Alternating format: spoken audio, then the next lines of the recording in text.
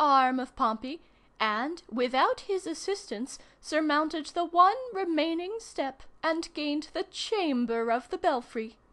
I was followed immediately afterward by my poodle. Pompey alone remained behind.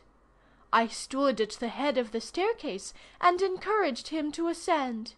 He stretched forth to me his hand, and, unfortunately, in so doing, was forced to abandon his firm hold upon the overcoat. Will the gods never cease their persecution? The overcoat is dropped, and, with one of his feet, Pompey stepped upon the long and trailing skirt of the overcoat. He stumbled and fell. This consequence was inevitable. He fell forward, and, with his accursed head striking me full in the breast, precipitated me headlong, together with himself, upon the hard, filthy, and detestable floor of the belfry.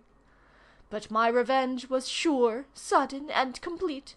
Seizing him furiously by the wool with both hands, I tore out a vast quantity of black and crisp and curling material, and tossed it from me with every manifestation of disdain.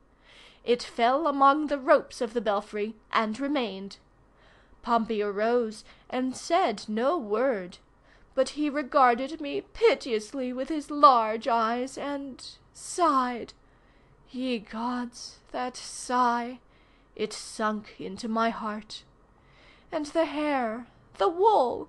Could I have reached that wool, I would have bathed it with my tears in testimony of regret. But alas, it was now far beyond my grasp. As it dangled among the cordage of the bell, I fancied it alive. I fancied that it stood on end with indignation. Thus the happy dandy floss heiress of Java bears, it is said, a beautiful flower, which will live when pulled up by the roots. The natives suspend it by a cord from the ceiling, and enjoy its fragrance for years. Our quarrel was now made up, and we looked about the room for an aperture through which to survey the city of Edina. Windows there were none. The sole light admitted into the gloomy chamber proceeded from a square opening about a foot in diameter, at a height of about 7 feet from the floor. Yet what will the energy of true genius not effect? I resolved to clamber up to this hole. A vast quantity of wheels, pinions, and other cabalistic-looking machinery stood opposite the hole, close to it, and through the hole there passed an iron rod from the machinery. Between the wheels and the wall where the hole lay, there was barely room for my body, yet I was desperate and determined to persevere. I called Pompey to my side. "You perceive that aperture, Pompey? I wish to look through it. You will stand here just beneath the hole, so. Now hold out one of your hands, Pompey, and let me step upon it, thus. Now the other hand, Pompey, and with its aid I will get upon your shoulders." He did everything I wished, and I found, upon getting up, that I could easily pass my head and neck through the aperture. The prospect was sublime. Nothing could be more magnificent. I merely paused a moment to bid Diana behave herself, and assure Pompey that I would be considerate and bear as lightly as possible upon his shoulders. I told him I would be tender of his feelings, aussi tender que beefsteak. Having done this justice to my faithful friend, I gave myself up with great zest and enthusiasm to the enjoyment of the scene which so obligingly spread itself out before my eyes. Upon this subject, however, I shall forbear to dilate. I will not describe the city of Edinburgh. Everyone has been to the city of Edinburgh.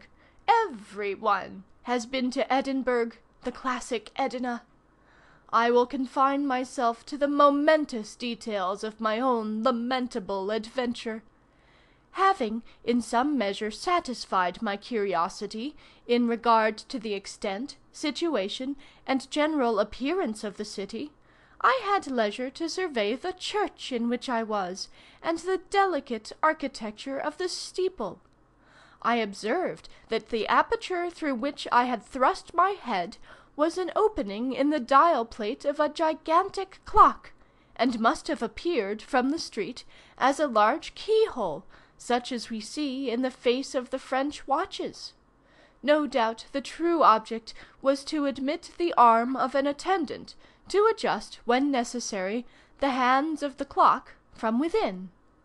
I observed also, with surprise, the immense size of these hands, the longest of which could not have been less than 10 feet in length, and, where broadest, 8 or 9 inches in breadth. They were of solid steel, apparently, and their edges appeared to be sharp.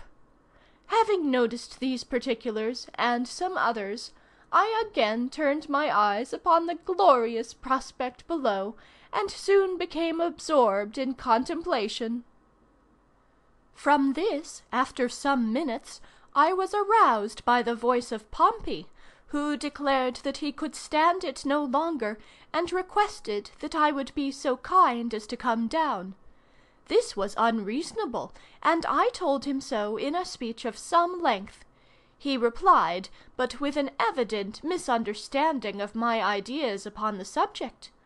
I accordingly grew angry, and told him in plain words that he was a fool, that he had committed an ignoramus e clenchi, that his notions were mere insommary bovis, and his words little better than an enemy veriborum. With this he appeared satisfied, and I resumed my contemplations. It might have been half an hour after this altercation, when, as I was deeply absorbed in the heavenly scenery beneath me, I was startled by something very cold which pressed with a gentle pressure on the back of my neck. It is needless to say that I felt inexpressibly alarmed. I knew that Pompey was beneath my feet, and that Diana was sitting, according to my explicit directions, upon her hind legs in the farthest corner of the room. What could it be? Alas! I but too soon discovered. Turning my head gently to one side, I perceived, to my extreme horror, that the huge, glittering, scimitar-like minute hand of the clock had, in the course of its hourly revolution, descended upon my neck. There was, I knew, not a second to be lost. I pulled back at once, but it was too late. There was no chance of forcing my head through the mouth of that terrible trap in which it was so fairly caught, and which grew narrower and narrower with a rapidity too horrible to be conceived. The agony of that moment is not to be imagined. I threw up my hands, and endeavored with all my strength to force upward the ponderous iron bar. I might as well have tried to lift the cathedral itself. Down, down, down it came, closer and yet closer. I screamed to Pompey for aid, but he said that I had hurt his feelings by calling him an ignorant old squint-eye. I yelled to Diana, but she only said bow wow wow, and that I had told her on no account to stir from the corner. Thus I had no relief to expect from my associates. Meantime, the ponderous and terrific scythe of time, for I now discovered the literal import of that classical phrase, had not stopped, nor was it likely to stop in its career. Down and still down it came. It had already buried its sharp edge a full inch in my flesh, and my sensations grew indistinct and confused. At one time I fancied myself in Philadelphia with the stately Dr. Moneypenny, at another in the back parlour of Mr. Blackwood, receiving his invaluable instructions. And then again the sweet recollection of better and earlier times came over me, and I thought of that happy period when the world was not all a desert, and pomp